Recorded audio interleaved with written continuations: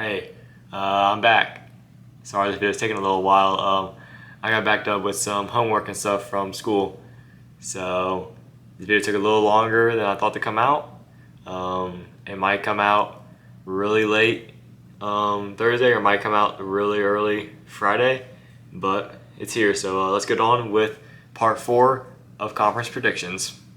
So yeah, welcome back to the tailgate. Today is part 4 of our conference predictions. Today, our Power 5 conference is the Pac-12, and then our Group of 5 conference is the Mountain West. It'll be fun to look at these conferences, and we'll start with the Pac-12 first. The Pac-12 is fun to look at, as last year they became one of the stronger conferences in college football, as Oregon, Oregon State, Washington, USC, Utah were all ranked. And this season, they're all ranked to start the season again, making it 5 Pac-12 teams ranked in the preseason polls. With also a lot of really good quarterbacks in this conference, it's going to make it fun to look at too and fun to watch. What also makes it interesting is that this is the last year of the Pac-12 as we know it, at least for most of these teams, as 8 of the 12 are leaving to the Big Ten and Big 12. So with this being the last year of the Pac-12 as many fans have seen it, it's time we get on to the predictions. We start the Pac-12 off with Arizona. Now last year they went 5-7, mainly due to a pretty bad defense holding them back, as it was one of the worst in the country. This year, a lot of their offense is returning, which is a big reason that they won 5 games, but their defense looks to be getting even worse, as almost there are a few good players are either transferred or they're not on the team anymore. But with a lot of their offensive parts still around, except for their leading receiver, Dorian Singer, I still think they'll be fine. I still think they'll go 5-7 again, as their non-conference schedule starts off pretty easy, but then once you get to those conference games, I only see them winning a few of them. So for me, I think they'll go 5-7 just like last year. Next up is Arizona State. Last year they went 3-9 behind a pretty bad defense and a middle-of-the-road offense. This year, I don't really see too much improvement, maybe just a little bit though. As for them, they do have a lot of their receivers returning from last year, which is good, as they do have a true freshman, Jaden Rashada, as their starting quarterback now. And for me, I think they will slightly improve. Their non-conference schedule doesn't help them out too much, as I do think they're going to lose at Group 5 to Fresno State. But I think they'll get one extra conference win to make up for it. So for me, I think Arizona State will go 4-8. Next up is Cal. Now, they have a good bit of talent returning, except for their quarterback, Jack Plummer. He's gone. He's with the Louisville Cardinals now. They do have a quarterback from TCU replacing him, Sam Jackson V. So it will look pretty okay for Cal, since a good bit of their talent is back. And for the schedule, the beginning and end of it are relatively easy. The big issue for them is the 6-game stretch in the middle of their season. In the middle of the season, they're playing all 5 ranked Pac-12 teams. They're playing Oregon, USC, Oregon State, Washington, and Utah. The only non-ranked team in that 6-game stretch is Arizona State. So with that really tough middle of the season stretch for them, as well as a lot of talent returning from a team that just went 4-8 last year, I don't see them really improving. So for me, I think they're going to go 4-8 again. Now, Colorado is the most interesting team, I think, in the Pac-12, as they're definitely very enticing for a lot of people, with Deion coming over, and with Colorado having a pretty good recruiting class and a very loaded transfer class. However, I think this team's a little too young to put too much expectations on. Now, yes, they're definitely going to improve. They're not going to go 1-11 this year. But for me, I still think it's a stretch to say they'll make a bowl game. I think we need to give it one more year before we can see what this team can really do. Now, they definitely have the talent to pull an upset. I think they can definitely beat one of these ranked teams in the Pac-12. But for me, I see Colorado going 4-8 this year. Now with Oregon, the big thing for them is Bo Nix is back. And with him and a lot of other talent still staying, they're still a pretty good team. For me, when you look at their schedule, the first half of their season is pretty easy. It's the second half that gets difficult, as they play Washington, Utah, USC, and then Oregon State in the Civil War game. For me, I think Oregon will win 10 games in the regular season, because I think with the Civil War game back in Eugene, they'll win that game and get their revenge. So for me, I think Oregon will go 10-2. Next up is Oregon State. With them, we see a team that had the #1 defense in the Pac-12, lose a good bit of those defensive players. A lot of their top tackle guys and sack leaders are gone. But they still have some defensive players returning, and I do think that with the quarterback improvement with DJ Uiagalelei and most of their running quarterback, I think the offense will make up for any slack that the defense has. For me, Oregon State's schedule is pretty easy up until the end, where they have Washington and Oregon in the Civil War game back to back. But for me, I think Oregon State's going to go 9-3 just like last year. I think the offense will be a little better to help the defense if they do struggle at all. Stanford was pretty bad in the Pac-12 last year, going 3-9. This year, I see it going about the same. They did fire David Shaw, and he's being replaced by Troy Taylor. But the big issue with Stanford is that a lot of their talent, especially a lot of their defensive talent, is gone from last year. And their schedule's not any easier. Although they don't have to play Utah in the Pac-12, Utah gets replaced by Notre Dame, which doesn't make it that much easier. Stanford does have some pretty easy games in the beginning to start off okay, but I think after that 6th game, they're really going to fall apart. So for me, I think Stanford's going to go 3-9 again. UCLA is interesting as the talent they've had over the last 4 years is basically gone. There are 2 big losses being Dorian Thompson-Robinson and Zach Charbonnet. With those 2 and a lot of other really good players for UCLA gone, it's interesting to look at this team.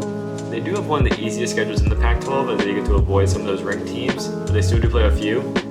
And I do think there's still enough talent that Chip Kelly can use to keep this team pretty good and competitive.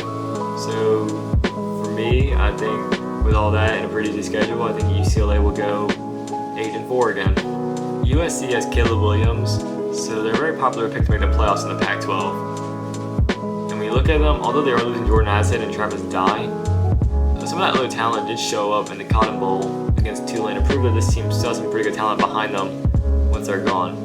So I don't think they're really have any heavy losses at their running back and receiver areas. Looking at their schedule, of course the Pac-12 is tough, but for me, I think USC's most losable game, and the only game I can really see them losing, in my opinion, is on the road to Notre Dame, as that's their highest ranked road matchup. So for me to play it safe, I think USC is going to go 11-1. Utah's a team that we're seeing losing 3 big parts on their team from their last 2 Rose Bowl seasons, as they're losing their leading rusher, Tavon Thomas, their leading receiver, their tight end, Dalton Kincaid, and their star corner, Clark Phillips.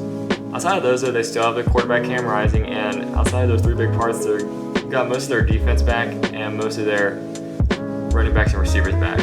So with that, I still see them doing pretty well. The only games I see them losing, however, are to USC, as I think USC is the best team in the Pac-12. And then the Washington game is interesting, as I do think Utah is ranked ahead of them and a better team, but I think that home field advantage is going to give Washington the win. So for me, I think Utah is going to go 10-2. A big thing for Washington coming into this season is that Michael Penix is back.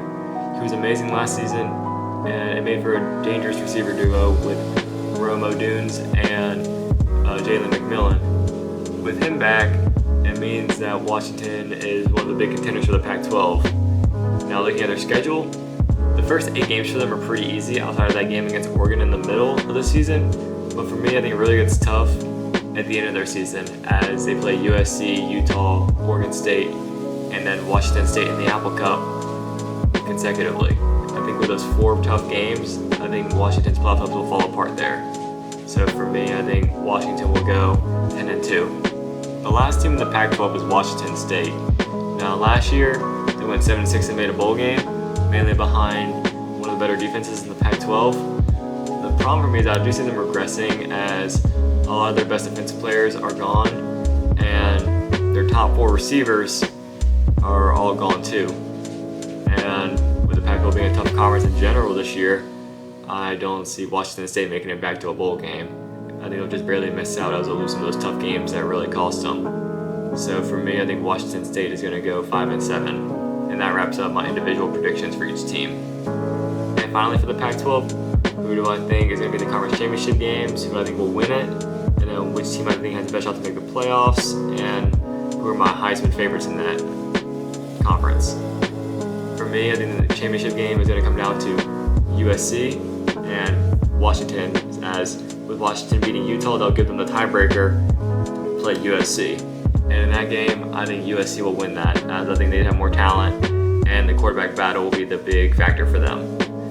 And with USC winning that game, I think, in my opinion, they have the best shot to make the playoffs, as they have the best quarterback in college football, and they have a good bit of talent still. And to wrap up the Pac-12, who do I think has the best shot to win the Heisman? And to me, in the Pac-12, it's really a 4-man race or a 3-man race, as it's really down between Caleb Williams, Michael Penix, Bo Nix, and maybe Cam Rising. Depends if he plays in the first few games, as he is questionable right now. But if he plays the full season, I think it's mainly those 4. But if I have it narrowed down to 1 or 2, then I would say Caleb Williams again, and behind him, Michael Penix. But that wraps up the Pac-12 conference. On to the Mountain West. The Mountain West is interesting to look at, as they're one of the more top-heavy conferences in the Group of 5, as they had the most 10-win teams of any Group of 5 conference with 3. This year, a lot of those teams are around the same, some of them losing talent, so make it fun to look at. What's also interesting is that, as I said earlier, with the Pac-12 losing a lot of their talent and teams as they're realigning, a lot of these Mountain West teams are potentially joining the Pac-12 to replace them. So with that, it's time to go into the Mountain West predictions. Air Force is the first team we're looking at in the Mountain West. Now, the big part of their 10-win season last year was their running back Brad Roberts, who had 1,700 rushing yards and 17 touchdowns, and their defense was ranked top in the Mountain West. Brad Roberts is gone, which is a big loss for them on offense, but outside of him, most of their offense is staying. And same thing for the defense, as they are losing some good DBs, but outside of that, most of their defense is back, with a good bit of their talent returning and a pretty easy schedule. I see them repeating the success from last year, as I think they will go 9-3 as with a pretty easy non-conference schedule, as they get to avoid any Power 5 teams. It makes it pretty easy for them to get some early wins. Next up is Boise State. Boise State had a turnaround season, as they started on a rough 2-2 stretch, and then they won 8 straight games in the regular season, but then they kind of slowed down and finished 10-4. But it was still a good season for them, as they've been struggling to find a quarterback, and they finally have found one with Taylor Green. Now, this Boise State team has almost the exact same roster from last year, and I think with a full season of Taylor Green and with some improvement from him, I think Boise State is really the only team that can compete with Tulane for that Group of 5 bid in a New Year's 6 game. I do think they have a tough game against Washington week 1 that I don't think they'll win, but I think they can keep competitive. But outside of that game, I think they'll win the rest. So for me, I think Boise State goes 11-1. Colorado State last year had one of the worst offenses in college football, as their offense averaged about 13 points a game. This season, most of that offense is returning, so there's some slight improvement there. However, the big loss for them is that a lot of their big defensive players are gone. Now, they still do have their top defensive player in Jack Howell, which is good, but for me, I see only a slight improvement with this team, as I don't think their offense is going to improve so much where they can get back to a bowl game as fast as they can. So for me, I think they'll just go 4-8. Fresno State's interesting to look at, as they're coming into this season off a 9-game win streak from last year, but the offense is going to be completely different from last year, as Jake Hayner is gone, Jordan Mims is gone, and as well as their receivers Jalen Marino-Cropper and Nico Ramigo. Most of that offense from last year is gone. However, there is a bright spot, as a lot of their defense is returning, which was a really big part of their 9-game win streak, especially in their title game where they held Boise to 16 points. So I do think with most of the defense returning, it will allow them to pick up some of the slack if their offense lags behind. And I do think with the easy schedule, Fresno will finish 8-4 this year. I think it'll be a pretty solid team still. Hawaii was pretty bad last year, as under first-year head coach Timmy Chang, they had a bottom 20 offense and a bottom 10 defense. This year, most of their defense is returning, so there is room for improvement.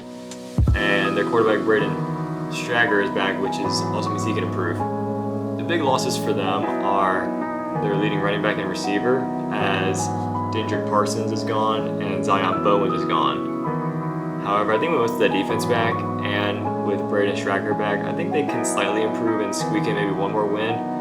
The team is still pretty bad overall, but there is a slight room for improvement. So for me, I think Hawaii will go 4-9. Nevada last year started off 2-0, but they ended 2-10. The fall off really happened when they lost to an FCS team in Incarnate Word 55-41. And their defense was really bad as well as their offense. So this year for Nevada, they're coming in with not a lot of expectation, and they're even losing a lot of talent as their quarterback, running back, and receiver are all gone, as well as some defensive parts. However, I think it's hard to get as bad as last year was. So for me, I think they will be their FCS team as they do play Idaho. I think they'll win that game. And I think they will actually win some conference games. They went 0-8 last year. I think they can squeak in 2 of their easier conference games, especially if they're at home. So for me, I have Nevada going 3-9. So much in Nevada. New Mexico started off alright as they were 2-1, and then they fell off to finish 2-10. A big reason for their collapse and their bad season was their offense that ranked second to last. This year, any sort of good offensive talent is gone, and some defensive talent is gone, which was really the only reason they didn't lose more games, as their defense was ranked inside the top 70. For them, again, it is tough for me to see a team go winless in conference again, and also with a pretty easy non-conference schedule, I think they can definitely improve as they do play Tennessee Tech and UMass, and I think they'll squeak in one more conference game. So for me, I see some slight improvement, as for me, New Mexico goes 3-9. San Diego State regressed after going 2-12 2 years ago, as after that they went 7-6 last year. This year I see them regressing even more, as a big part for them going 7-6 last year was their defense that was still pretty good. Now with most of their big defensive players gone, it's tough to see how they play. And looking at their schedule, the first half, their schedule was pretty hard as they play UCLA, Oregon State, Boise State, and Air Force consecutively. That 4-game stretch was tough, but then after that, the second half of their schedule is really easy. So I do think with that really easy second half of the schedule and 2 of the easy non-conference games, I do see them rebounding and getting back to a bowl game after a rough 2-4 start for me. Next up is San Jose State. Last year, they were pretty good as they had a really good defense like most of these top teams in the Mountain West. And with that, it helped get them to a bowl game as they went 7-5. This year, they're losing a lot of their pretty good defensive players, as their big loss is Kyle Harmon, their linebacker. And on offense, they're losing Elijah Cooks, their leading receiver. And it doesn't help when you look at their schedule, as the first half of their schedule is brutal, as they play USC and Oregon State out of conference, and then they play Toledo, who's one of the best teams in the MAC. And then when they get to conference play, they start off with Boise and Air Force.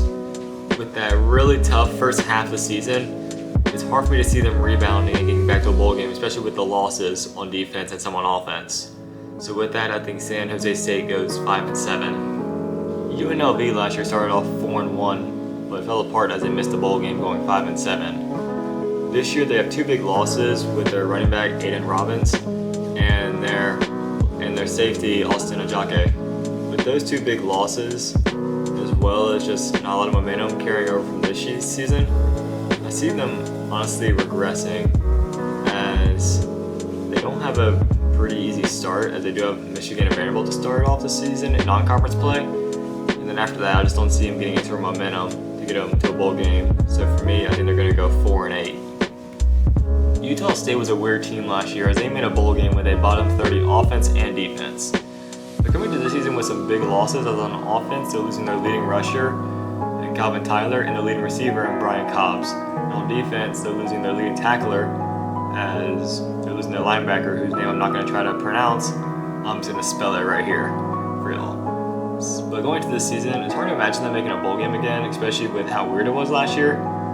But when we look at their schedule, however, it's definitely possible, as although the first half of their schedule is pretty hard with some pretty difficult out-of-conference games, I think once they get to conference play, especially in the second half of the season, it gets pretty easy and looks more reasonable, as their toughest game in the second half is Boise, which is a tough game that I think they'll lose. But outside of that, I think they'll win most of those games, so I think they can definitely rebound from that rough start and go 6-6 again to make a bowl game. The last team in the Mountain West we're looking at is Wyoming. Now, Wyoming last year went 7-6, on the back of a pretty good defense that was one of the top ones in the Mountain West. But they're held back by a pretty bad offense. This season they're losing their best offensive player in Titus Sween, which is going to hurt their offense. But the benefit for them is that almost all of their defense is returning, meaning that I think their defense is going to improve and be even better actually.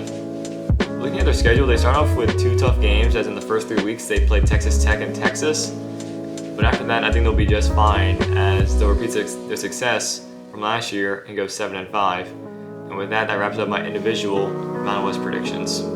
So in my conference championship, my prediction is Boise and Utah State. I looked through it all, and Utah State had my best conference record behind Boise. So they'll be playing my conference championship game. And if that did happen, then I'm picking Boise to win that 10 out of 10 times. They're the better team in every aspect over Utah State. So that wraps up my conference championship predictions. And with that, since Boise is playing Washington week 1, if they did win that and they went undefeated, then I think Boise would have a very, very, very slight chance to make the playoffs if they beat Washington. And with that, the only player in the Mountain West I think has a chance to win any sort of rewards, or Heisman for that matter, would be Taylor Green from Boise, as I think he's the best player in that conference. And that wraps up my Mountain West predictions. So yeah, that wraps up part 4 of my conference predictions. I'll be back Saturday morning before any games start for the final one, which will be SEC and Sun Belt. And with that, I hope y'all like this video. Like and subscribe if you enjoyed, and I'm gonna get to work on editing this video now. And yeah, that's McDonald's. I'll be munching while I'm editing because I'm hungry, because I'm human. But yeah, hope you enjoyed the video.